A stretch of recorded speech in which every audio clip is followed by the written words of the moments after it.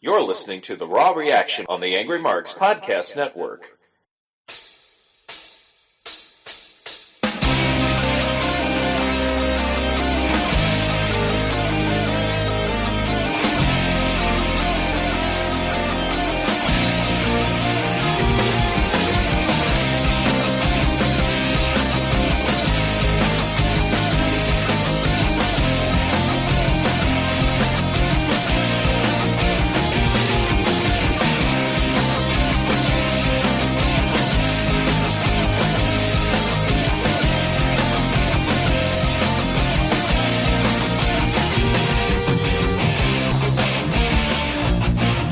When a man's penis is full of deceit, it blues balls up and dies, and a dark shadow falls over his soul. He is the purveyor of good, the voice of silence, on a mission of justice. America, this is Big Dick. Big Dick, how are you tonight? Dude, I am doing fine, Angry Tensai, doing fine. Just enjoying a little Raw this evening. It was quite the entertaining follow-up show to a fairly well-received Survivor Series. And get a little bit more into that. I know you were raving about Survivor Series last night. Yeah, I think a good show tonight. Sort of led into a whole lot of new angles, one of which I'm not too thrilled about. Really? Well, I am fully optimistic, and I think I know where you're going to go with what you didn't like tonight, because Killer Kev, our producer, and I were talking before we went on the air that it's like you press all the right buttons, and then at the very end of the show there was something I know everybody feels the same way about. And I think that's where you're going, if I'm not mistaken, which we'll get into shortly. For those of you who were wondering what the hell is Angry Tensai talking about in the intro, my Big Dick homage was an homage to our man Sting. Those of us who wanted to feel like they were in 1997 got to warp back to a time when we were looking for a hero to take out the NWO, and that hero was Sting.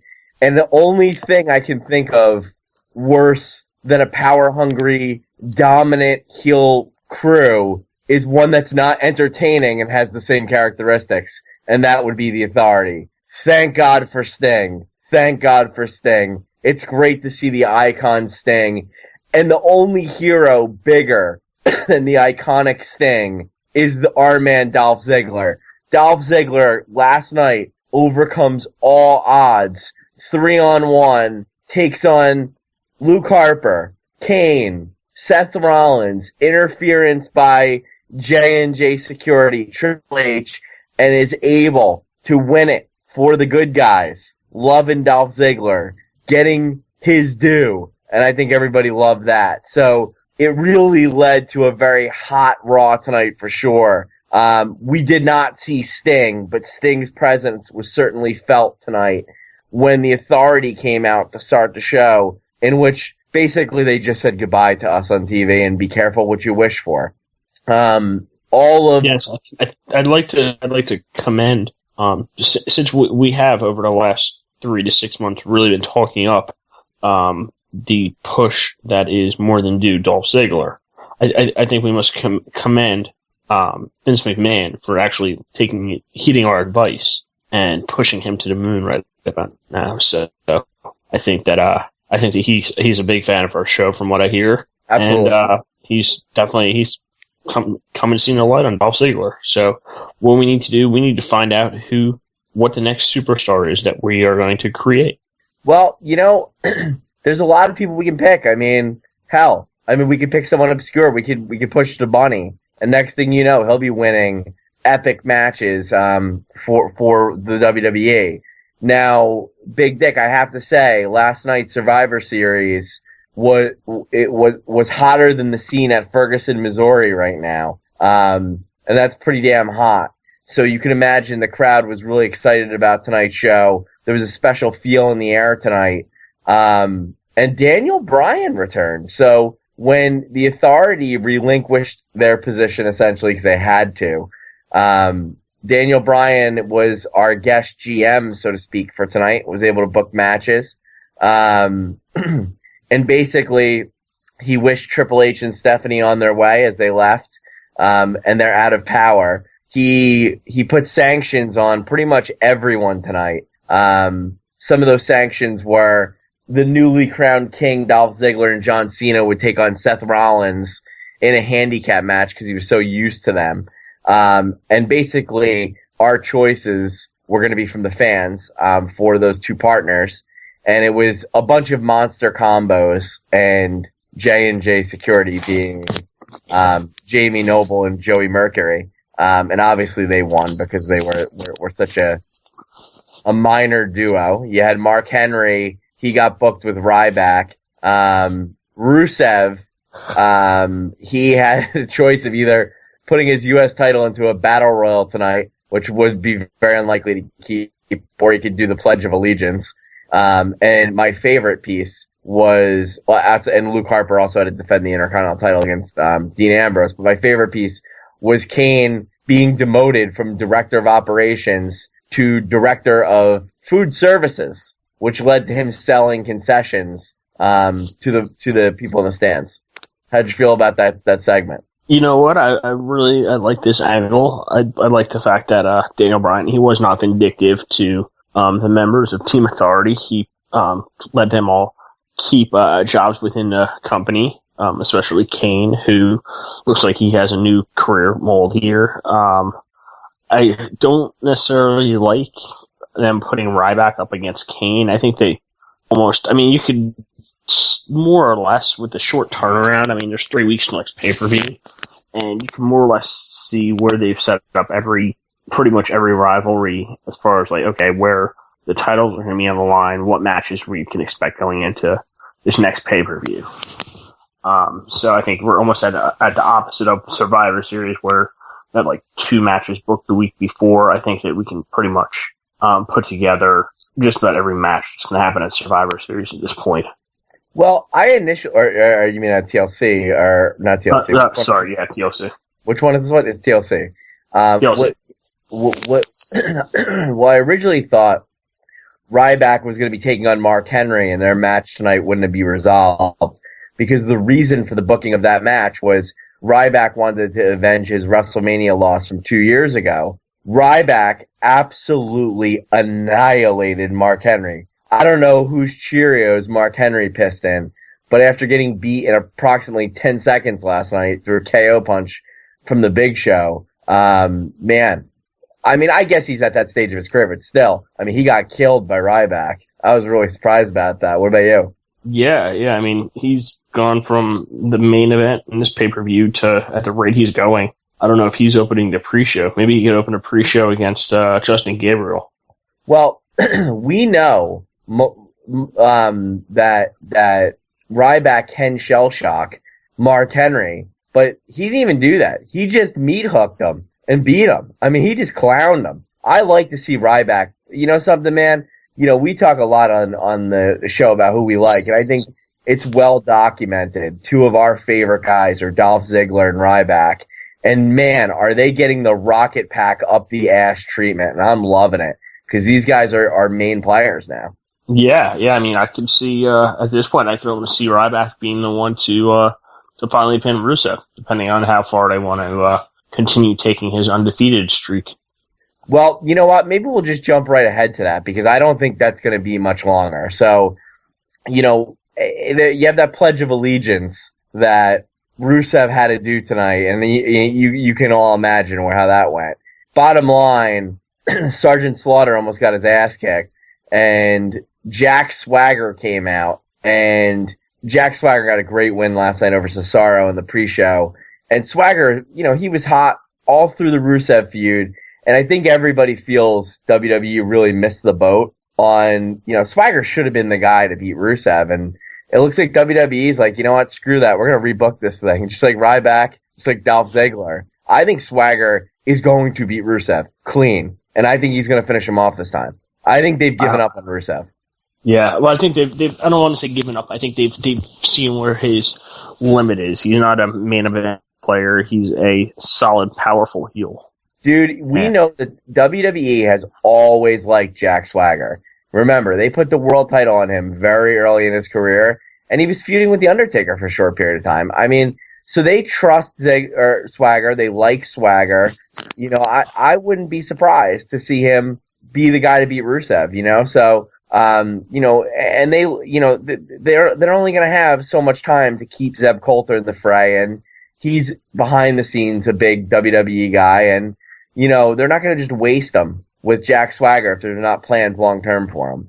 So I expect to see some real fireworks at TLC. Who knows? Who knows? It could be a big opportunity for Swagger. We'll see. Right now it's logjam, Vic. There's a lot of talent right now towards the top of the card, and I think, you know, they're picking the guys they want. And there's a lot of great heels right now. Seth Rollins. Who knows what Randy Orton's going to do when he gets back? Triple H probably will be feuding with Sting. So who knows, man? Really, who knows? I don't almost like what I think we've almost got to the point where, and I don't know if this is a problem or this is a good thing, but like I know we complained about this back. What was the pay-per-view where they had the I guess Evolution 2 versus the Shield back in, or was it June or so, when they had that match. And my opinion was, hey, you know what? Outside of the top 1 or 2 matches here, you really don't have much in the card. But then the next, or then I think not the next pay-per-view, but the SummerSlam card matches, it was a great pay-per-view, great lineup. Yes. I think you're sort of doing that. I think that the match, the Survivor Series match last night, I mean, well, hey, you know what? It's one match and the rest of the show wasn't not all that great, although I don't understand how, number one, Swagger can be wrestling, and number two, how Cesaro is relegated to a pre-show for something like that. You can't push everybody, right? So that we know that.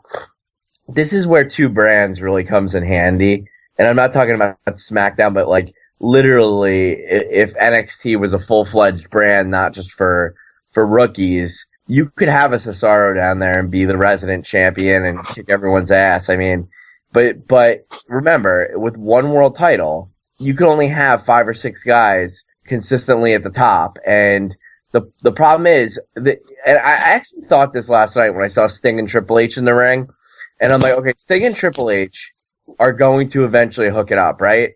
So here's the thing. For the first time in God knows how long I can remember, I thought to myself, man, the current WWE roster is jacked with talent, you know? And that's awesome, because you look at Bray Wyatt, you look at Dean Ambrose, you look at Seth Rollins, you look at Dolph Ziggler, you look at what they're trying to do with Ryback. John Cena's the man in the Federation. Randy Orton's the man. You know, Daniel Bryan's going to come back. And guys like Cesaro are in your roster. You know, you have a loaded roster. There's no reason that they can't keep doing stuff like they did last night if they get creative with their booking. You know what I mean? Yeah, and another thing, I think that having a defunct championship right now, where, okay, you know what, Lesnar's gonna maybe show up with this thing before the end of the year, but maybe not. I think it allows him to really concentrate on the feuds and not necessarily have where, okay, you're either going for the title or not. You have some believable feuds going on that are just more about pure hate than just the championship. I think that they're trying. I've seen the effort last couple of weeks to see with the U.S. Championship and Intercontinental Championship pushed as more significant. Right. Although basically, I'm going to say after Swagger ended up laying down for Rusev on the WWE Network earlier this month. That was a little tacky in my book, but yeah, I think that those 2 titles have been made a little bit more relevant. But I also think, like you said, you sort of have a logjam at the top. And I think Eric Rowan gets a title push? No, but I think he can be a solid mid-card feud. This is where tag team division can come in handy, brother. Real American tag team champs right now. Cesaro and Swagger could have dominated the past year and looked great. Yeah.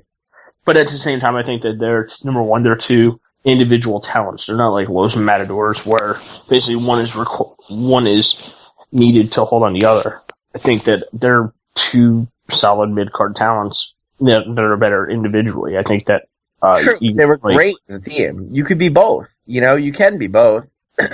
Like Mizdow, for instance, your current tag champions. They shocked the world last night. They're both good workers and individuals, but man, even though their gimmick is to be disjointed, they really do have a lot of chemistry together. And Damien Sandow with Cody Rhodes was similar. I mean, he's really good in tag teams, and it seems like whoever you put him with, he's pretty damn entertaining. Yeah, no, absolutely. I think that, some wrestlers are better complementary like that, and I think Sandow is definitely right at the top of that. But I feel that WWE got into a problem having him as a singles wrestler, and they needed to put him back in some sort of tag team feud or tag team division feud where he can really use his talents and sort of get a solid rub. Let me ask you something. Now, you talked about, because this plays into tonight's Raw, you know, I've read a lot of reviews from people. Now, I thought the pay-per-view was just awesome. I will literally tell you guys, to me, the last two big pay-per-views I've seen that were meaningful were the WrestleMania where John Cena beat The Rock, which was the steel cage match with Triple H and The Undertaker, was one of the best pay-per-views I've ever seen. And I thought that was a very great pay-per-view, and this was in the modern era. And then the one before that, I'd say, was the inaugural brawl in the Invasion. Now, that wound up not being as important as the resolution of that angle, but that had a huge feel to it. You know, and for Survivor Series, in this day and age, to consider that in the same vein as any of those, and you told me on that card, by the way, the world title wasn't going to be defended, I would have laughed in your face, right? And now look at what we saw instead, right? So it goes to show you, you know, I am going to forgive a lot of things WWE did over the last couple weeks, and I'll name a couple. So I was very critical of their burial of Rob Van Dam in regards to the treatment towards Seth Rollins. Seth Rollins probably curb stomped him and beat him in 3 straight matches. And now that like I see last night's pay-per-view, without Rob Van Dam, you wouldn't have Seth Rollins being taken as seriously. So guys like Rob Van Dam actually did do what they're supposed to do, and it actually is good booking, you know? So I like what they did there. And the way Luke Harper defeated Dolph Ziggler last week for his title with his finisher, and the fact that they had the same exact spot at the very end of the pay-per-view, I thought there was no way Dolph Ziggler was kicking out of that, and then he did. And that is great booking. And I don't know if it was done intentionally by the WWE, but I'm seeing it all come together. And I'm giving WWE a lot of love right now, and I think they deserve it. How do you feel about that? I think the Ziggler booking at least was more okay. You know what? He's had his title for a short time, but basically I feel like he's been pushed above that title at this point. Yeah. So I think that, obviously knowing the results from last night, that's a lot easier to say now, but I didn't necessarily see it happening that way when they took the title off of him. I was a little surprised. Yeah. I thought he'd be the first guy out.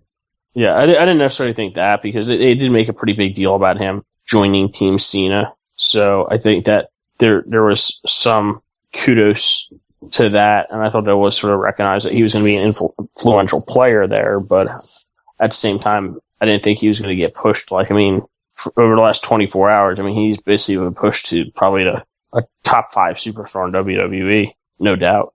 Well, quick question. You're right. Dolph Ziggler was like the one guy that kept hanging with Team Cena no matter what happened.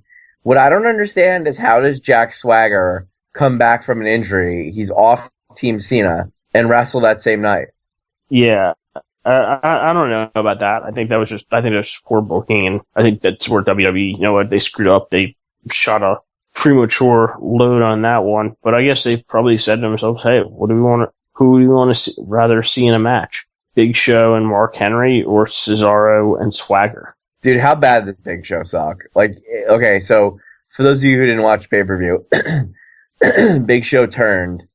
It was 3-on-3. He knocked out cold John Cena and essentially walked out and got himself counted out. Cena got pinned, and he turns. He's authority. but doesn't take out Ziggler on the way out. Nice going, brother. And it winds up meaning nothing because the Authority lost. Really, who cares about Big Show at this point?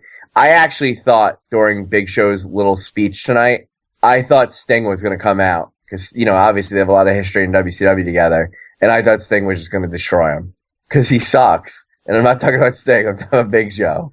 He's just terrible. It's ran its course. He's just terrible. Would you agree? Yeah, I think you need to get him, and I think you need to get Mark Henry off the air ASAP. Well, I don't think you need to get Mark Henry. Mark Henry's a good talent. He's just doing his job, and at this point in his career, it is what it is. Now, I like them. I know a lot of the marks in the IWC crowd, they don't like that the legends kind of get put in their own feuds and they take up spots at WrestleMania. I love it. And I think what's great is certain guys are held in an air like Sting and Triple H where they can have a match off to the side. And it's very meaningful, because they're feuding against each other. So it really doesn't matter who wins. It's actually a real match, that has a booked out. Yeah, they're not putting over. It's not like the passing of a torch match between like The Rock and somebody or John Cena and somebody. It's not going to be looked at as like a passing of the torch match. It's looked at more of just a battle of legends, like Undertaker and Lesnar, I guess you'd say, even though Lesnar's not. I don't necessarily think he's a legend. I think that it was more, okay, it was like Undertaker, HBK, or Undertaker Triple H. I think that is sort of, okay, you have your own match, you have your own repercussions, but you're not burying a guy if he loses. It's not like it's, Undertaker versus Roman Reigns, and Roman Reigns loses, he's getting knocked down the card a bit. Undertaker's not wrestling for another year. Is Ziggler going to get to be the guy to take out Brock Lesnar? I don't know. I think that's a tough call. I mean, I can almost see it being Seth Rollins taking out, and not necessarily taking out Lesnar. I could see it being where maybe Cena takes out Lesnar, and then Rollins cashes in his Money in the Bank, and then you get Rollins versus Ziggler match to put the championship on Ziggler. Maybe. I have a feeling Rollins isn't going to win cash. I don't think Rollins will win his cash in. Yeah, it'll be interesting. I think he has a chance to, but he's almost like too opportunistic with it. Like I could see him trying to just overthinking it and having. The problem is Rollins has so many enemies. We were talking about this a little bit via text today. Rollins is such a good heel right now. Like he has everybody who hates him right now. I mean, he's John Cena, Brock Lesnar, Randy Orton, the Authorities. He was involved with the Authority, so basically hated everybody against the Authority. I think his ideal feud right now, him against Dolph Ziggler. That'd be a huge feud. Then you have Roman Reigns and Dean Ambrose, who absolutely hate him. I mean, he has legitimately 10 wrestlers who I could see him wrestling at the next pay-per-view. We know how WWE feels about injury-prone wrestlers. You look at Dolph Ziggler, Roman Reigns just had a big injury, Daniel Bryan, who knows if he'll ever be able to come back the same. But I'm going to tell you, Seth Rollins makes a very aggressive style. He is in a lot of matches, and yet he never seems to be injured or slowed down. They may think of him as a workhorse, and if they do, he's going to have a long career in the WWE. I think there's no doubt about it. I think he's having a long career there. I think he's just, I mean, it's hard to think of somebody who's more hated in WWE, and it's not even, it's almost like, I want to say some of it was a go-away heat, but I think now it's all just like a true hatred and rivalry. Like, I feel like it's different in like, everybody hated Brock Lesnar when he beat The Undertaker, because he was more of just a shock factor. And, hey, you destroyed a legendary thing that's been building up for 20-something years. Everybody has helped Seth Rollins. You look at his involvement with the Authority and, the evolution to a degree, his build up with the Wyatts, Dean Ambrose's feud with him. I mean, he has got, and even those Rob Van Dam matches, he has got an incredible rub, and he has paid huge dividends from all those matches. So I have to say, he really has gotten an opportunity that people would dream of, but he deserved it. And I mean, you go back a year and a half, I used to make fun of him, call him the weak link of the Shield, and he'll be a mid-carder at best. Listen, I was completely wrong about the guy. There's no doubt about that. I can admit when I'm wrong. I don't think his mic works very good, but it doesn't matter anymore, especially in today's day and age. Brock Lesnar is the worst on the mic of anyone, and it just shows you that doesn't matter if you have a good manager or a good mouthpiece. And when he's part of the Authority, I think he was exposed a little bit tonight. Without the Authority, he had to talk a little bit, but he does have a lot of leadership qualities, and he did in the Shield too. So he's developing quite nicely. I really like where WWE is going. I do want to talk to you about the tag team titles, but first, we made a comment at the end of the show, or at the beginning of the show, about what we didn't like, and I'm thinking that what you didn't like was what I didn't like. We saw a home run pay-per-view. We saw a great Raw tonight, in my opinion, and then we were, I guess, introduced to our new GM, who I thought was Hornswoggle. The anonymous Raw GM is back. Oh no. Yeah, I don't know what to think about this. I'm surprised that none of the announcers made note of, hey, they're setting up the Raw GM desk again, like during the pay-per-view or whenever, during the main event. Like, I figured somebody would be like, hey guys, look what's going on here.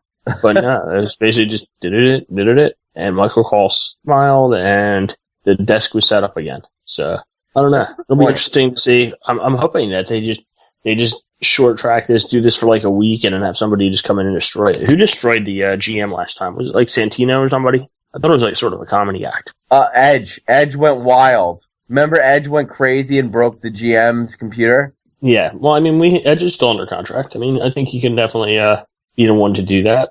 I'm not a big Edge guy, but I will say that night I was.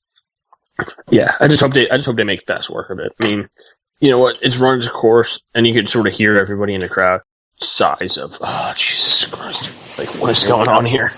And then the worst part was at the end, was the continuing beeping thing, which I thought was like when that messages was going through, and it just continued to beep, and the lights were flashing, and everybody was pissed off and annoyed with it. You probably thought it was me calling you or something. Yeah, I'm like, damn, my AOL Instant Messenger is blowing up right now. And I realized, wait, I don't have AOL Instant Messenger anymore. I don't know what the hell it could be. I miss the Instant Messenger. You have the little icon guys on the computer? Yeah, do you remember Instant Messenger? We were in college. That was the big thing, you know? Yeah. Well, high school. Get anybody anytime you want. And now we just have Facebook.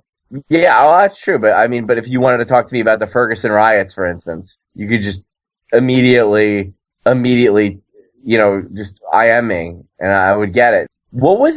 Can I tell you, like, what was up with the Larry the Cable Guy thing? Like, that's just embarrassing, and it's not funny. I don't know. What was his? Who is Larry the Cable Guy? He wasn't the yes. No, I don't understand this. He wasn't the Raw like GM or Raw guest host or anything. He was almost just out in commentary for a match or something, right? Who is he? I think he's a comedian. They do like redneck comment. Basically, they're from like Georgia or something, and they just sort of make fun of like themselves, just sort of rednecks from like the sticks. Well, you got to be careful what you're saying. We have a big redneck contingency of audience and fans. Do you know what I'm saying? I do. We don't want to alienate our fan base.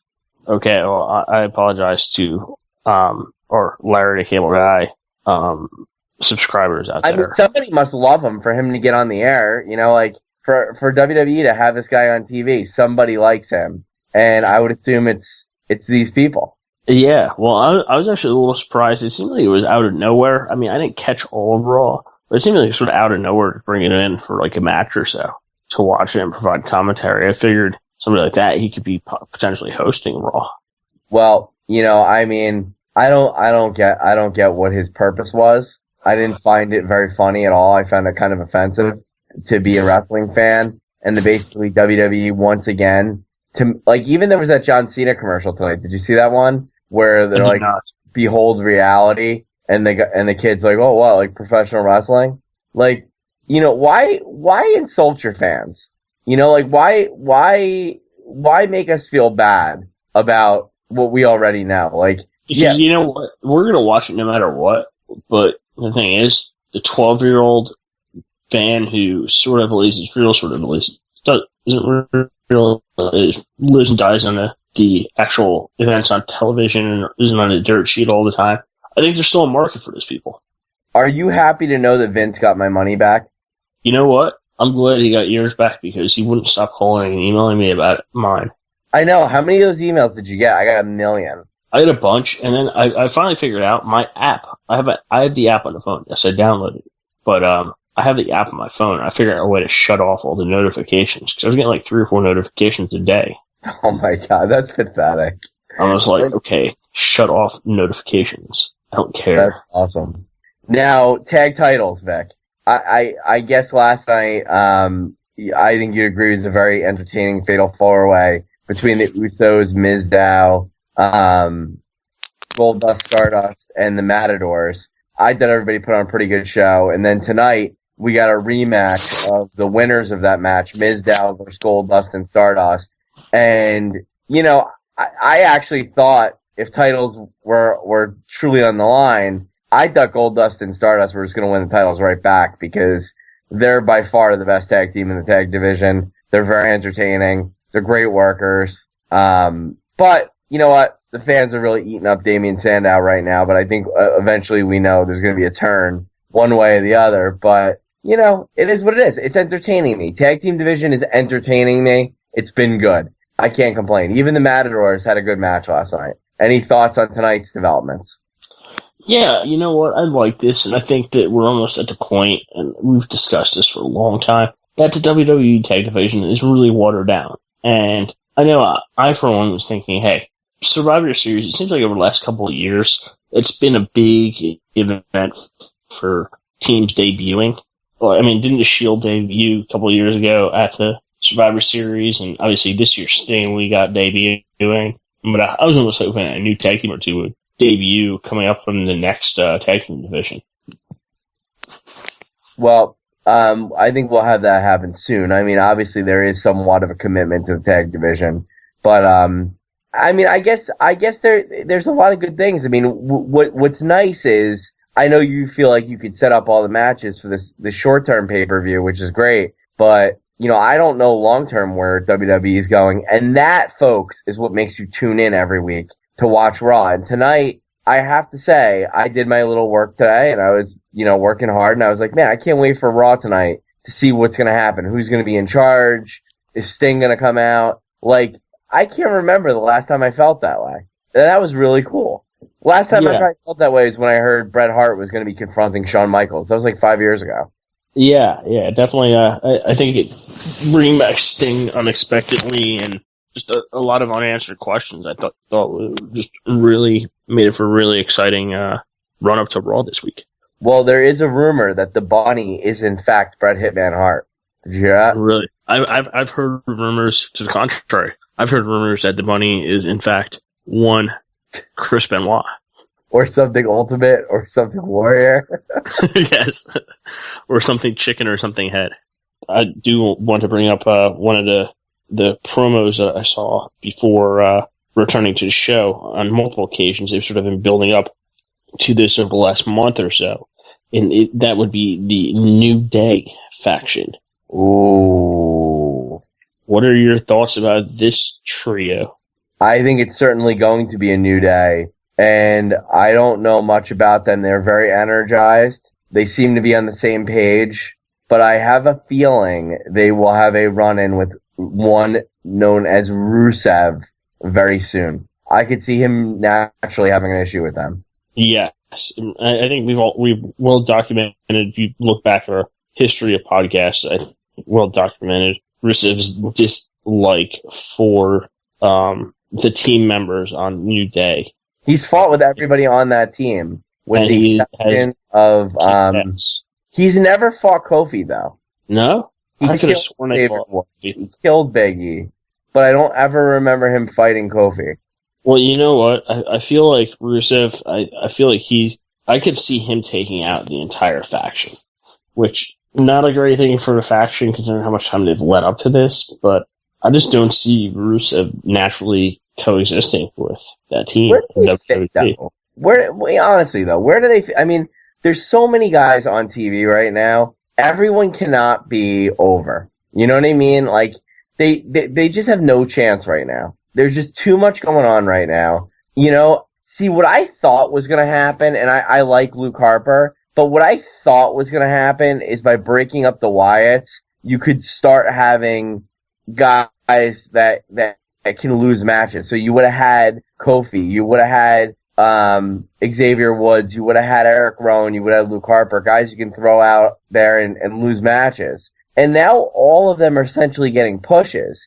And I can't really identify to you who's the bottom of the card. Maybe Heath Slater and Sin Cara, Fandango. Who is the bottom of the card? Justin Gabriel. He clearly is. He got killed tonight by the new and improved Fandango, which, dude, I think Slater, they could be considered bottom of the card. Okay, so Fandango got repackaged as like a Latin dancer.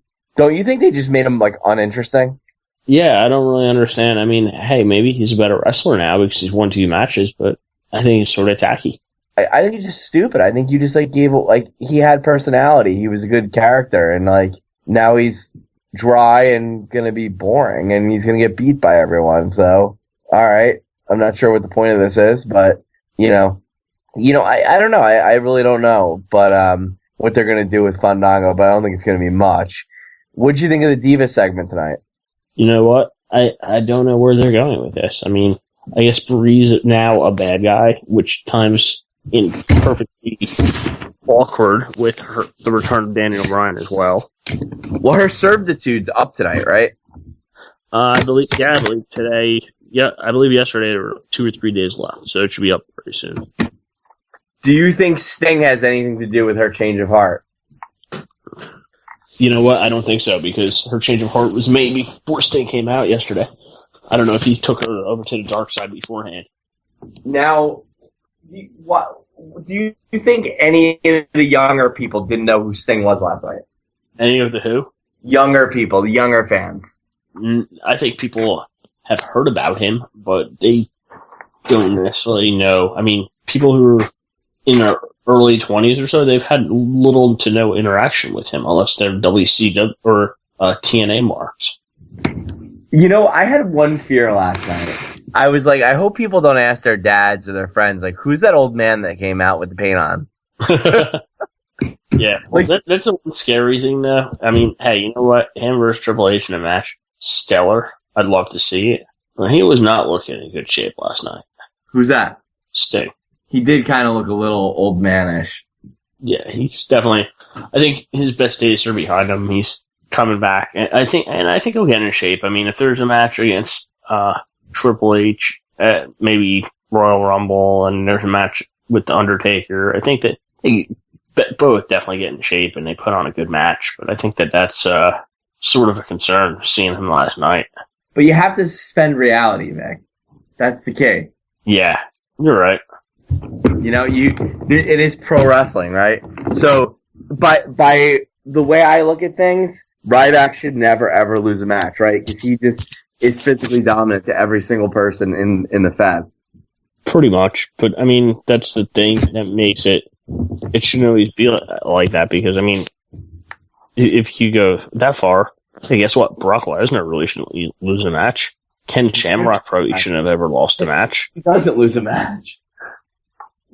Well, yeah, but I mean, that's what I'm saying. You can't. I mean, yeah, you have to be able to definitely suspend reality with people like that, because hey, you want him to lose a match. Like he's not over. He's not a solid main eventer.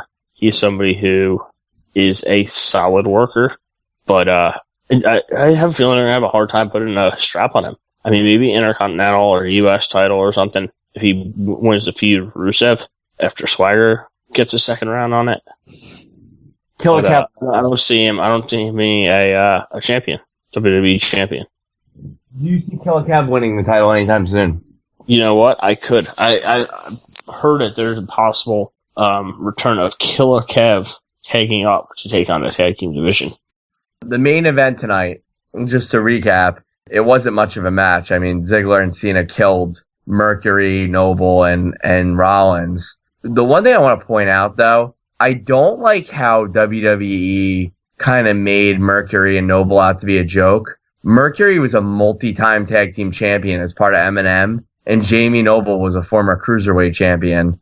I'm not really, I didn't really like the idea of them just being like complete jokes and not knowing how to wrestle. I mean, Yeah.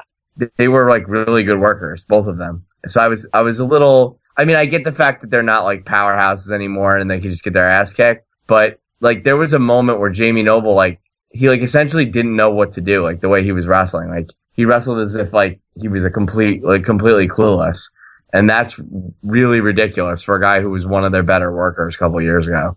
Oh yeah, he was a great technical wrestler. I just thought it was odd. It was just an odd segment, but I guess the idea tonight was the faces were going to be kings tonight and just dominate. So, and they did. They certainly did. So Ziggler looked great.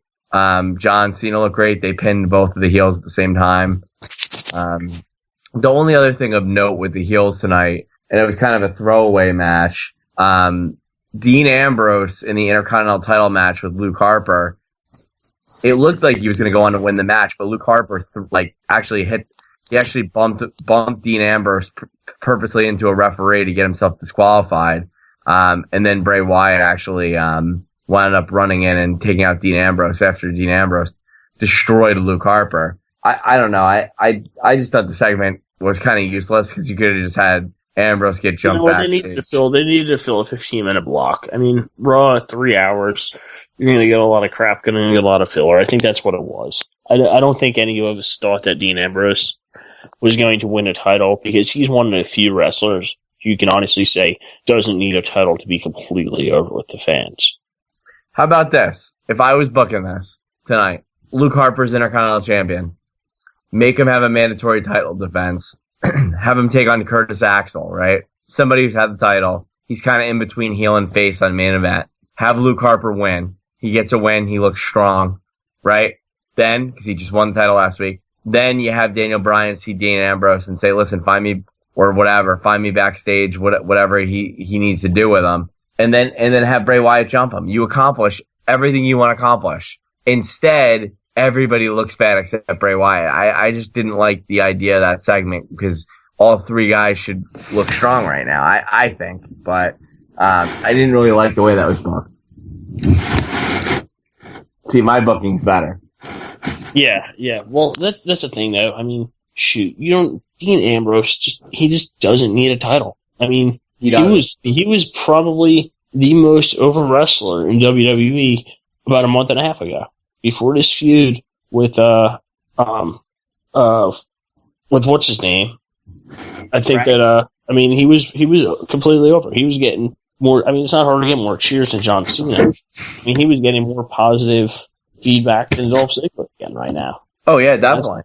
That's why I thought it was weird that they sort of took him. They brought him, let him up to pay per view, and sort of took him off the air to feud with Bray Wyatt here, which I'm not a big. I mean, don't get me wrong, I like the feud. I think it had potential, but it just feels like his push on television absolutely stopped.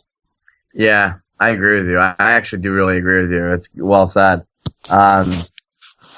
Like I said, man, the point of tonight, you can't push everybody, right?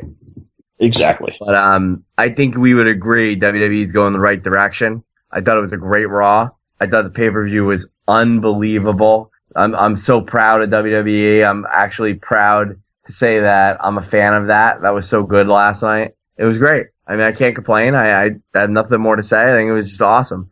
I'm looking forward to next week. I think you could hear it in our voices. We're actually excited to talk about it tonight. It was great. It was awesome. Yeah, quick turnaround to pay-per-view, so I think we're going to get a lot of matches put together. Hell yeah. Next week or so. Now, I want to bring in Killer Kev here. Killer Kev, you here? What's going on the network? All right, well, here we go. On the Undisputed Wrestling Show, Tuesday night at 9 p.m., we are going to have former ECW original, former WWF WWE superstar, and former TNA X Division champion Kid Cash on the show. Is there still an X Division? Like Kid Cash, ECW original, guy's well known all over the world. Kid Cash, this is awesome. Wednesday night will be Glove Up or Shut Up with Peter H. and Stevie J discussing everything in the world of MMA. There was once again another UFC event this past weekend. They'll cover the results on that. And then Thursday night, AMP, we're going to be pre-recording it also on Wednesday night. We're going to have a special episode. Since it is Thanksgiving Day, we're not going to be here live, so we're going to pre-record it. First half of the discussion is going to be a recap of WWE Survivor Series with myself and Stevie J and Jordan Garber. And then in the second half of the show, we are going to be joined by other hosts from the Angry Marks Podcast Network to engage in the annual Golden Turducken Awards. So what is a Golden Turducken? The Golden Turducken Award is our annual Angry Marks Award for the worst angle story match in professional wrestling of the year. The absolute worst thing that could have happened. Can we just give it to TNA? We could give it to TNA. Honestly, it is very possible to just go ahead and announce everything TNA did in 2014 is the worst possible thing in professional wrestling and give the whole damn thing a turducken. Do you think Dixie Carter would be available to accept that? I heard she doesn't have much going on these days. I don't know. Well, TNA's getting renewed in 2015. They're going to a new station, so we could drive to Nashville, Tennessee. Kev, me and you, we can drive right down there and give her the Golden Turducken. We might. We know what her house looks like. Yeah, we could. We could do that. Or the Golden Turducken could be. Oh, I don't know. The fact that they completely botched Jack Swagger's run against. No, that's arbitrary. I'd say you could give the Golden Turducken to whoever came up with the idea to have a bull, a gator, and a bunny wrestle in legitimate matches this year. Yeah, you could do that as well. I mean, there is no limits on what we can nominate for a turducken. But let me put this out here right now. You are invited, Vic, and you are invited, Tenzai, to join us on the podcast Wednesday night and make your own nominations for the Golden Turducken. And what we do is everybody throws out their idea, and we all discuss it in a roundtable discussion. We take a few votes, we eliminate it, and eventually we get to a mutual decision as to what was really the worst in professional wrestling in 2014. All right. Well, you have my 2 votes, so... Well, there you go. You can come live on the air Wednesday night with us and present it if you'd like. What was last year's winner? Aces and eights? Last year's winner, I believe, was Claire Lynch. Oh, that's good. Yeah. I can't argue that. Claire Lynch, easily. That's awesome. Even I agree with that. You see how quick it absolutely was Claire Lynch. Claire Lynch probably is the worst angle of the last 10 years in any federation. Yeah, I was pretty bad. And the year before was Hornswoggle as the Raw Anonymous GM. Again, I don't think I'm going to argue with that either. But we've done this every year since 2007. That's pretty much going to be it, I think, for podcasts this week. I don't know if Over the Top Radio is going to be doing one because of the holidays. We'll probably do SmackDown Rundown this weekend as well, since it's going to be past Thanksgiving. But if we don't have one, don't be surprised, because we are kind of a little bit on holiday mode here. So, but that's what's going on this week. Cool deal. All right, Killer Kev, we've had a good show tonight. Good Raw recap. I think we're going some good places. WWE. I didn't have much hope for the rest of the year, and last night changed that. So making Raw a must-watch TV now for the rest of the year, and hopefully into WrestleMania season. Yeah, absolutely. So, are you ready for TLC? I'm ready for a little bit. I'm ready for a lot of TLC. Oh, you're talking about the pay-per-view, huh? Yes, the pay-per-view. Oh, no. Yeah, I guess I'm ready for that too. We appreciate everybody's time. Good stuff this week. And next week, hopefully the man named Big Dick will be back, if not fired. Thank you. Kev, hit the music.